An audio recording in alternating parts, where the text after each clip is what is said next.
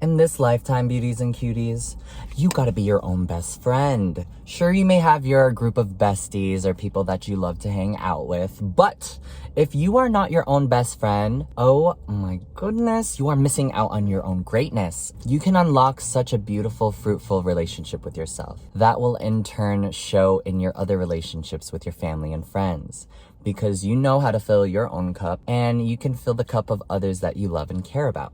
So here are 5 ways to be your own best friend. The first way is literally take yourself out. Enjoy your own company. Do something that you really like to do. If you like to watch a movie, go out to the movie theaters. If there is a restaurant that you've been wanting to go to, but your friends are not always as readily available to go with you, just go by yourself. Or take yourself out on a coffee shop date.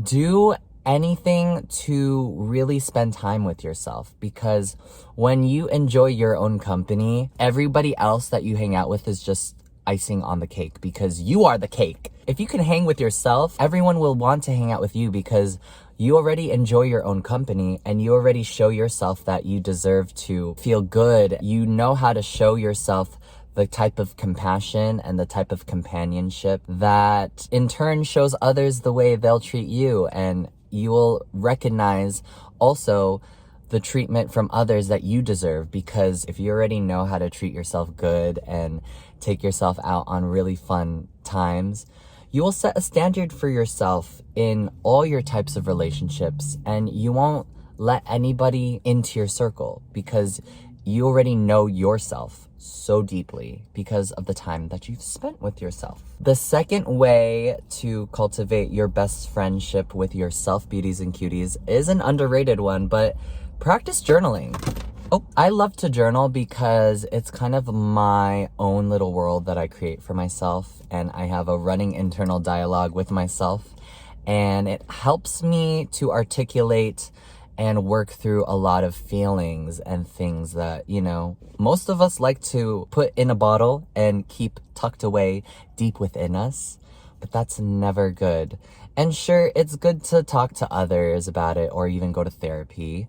However, when you journal and you talk to yourself without any types of limitations, you will get to know yourself better and you'll start to create a safe space for yourself by you. It's one thing for other people to create a safe space for you, but it's a totally different ballpark when you get to create that safe space for yourself. And when you learn how to create that safe space, you can get vulnerable, you can get deep with yourself. And you can also develop a running dialogue with yourself, an inner monologue.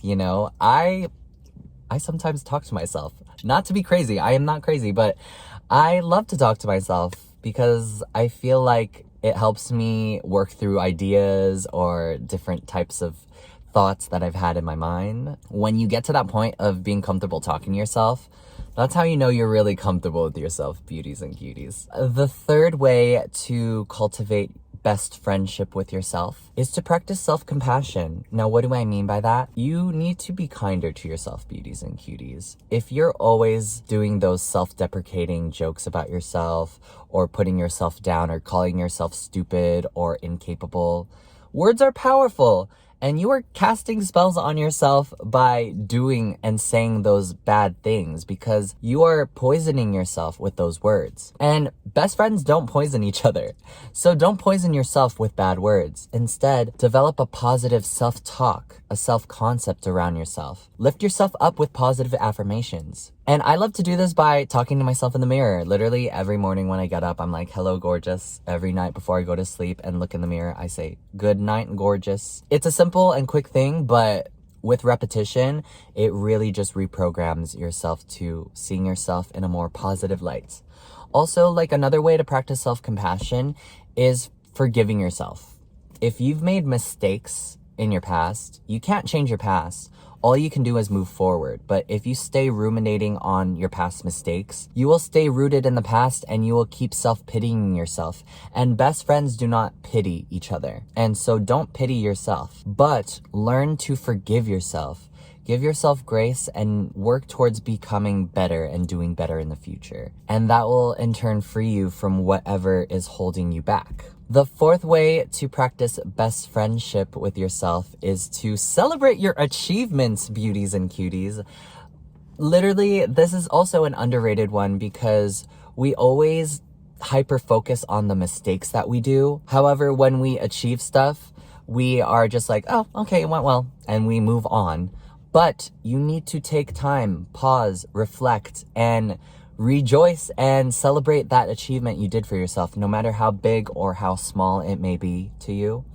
It's worth recognizing. You are worth the recognition. And I don't know about you, but best friends recognize and celebrate each other. They lift each other up. And by celebrating your own achievements, you are lifting yourself up.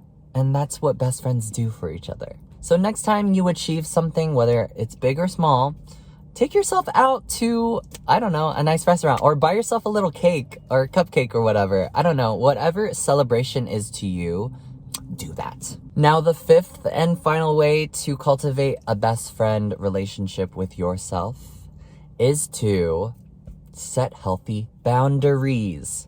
Saying no is quite a good thing because you don't give a lot of people or a lot of circumstances access to you. And high valuable people who love themselves, who have a good relationship with themselves, and know their limits, know what they want to do and what they don't want to do, and they honor that. Sometimes, especially in my early childhood and teenagehood, I was such a people pleaser.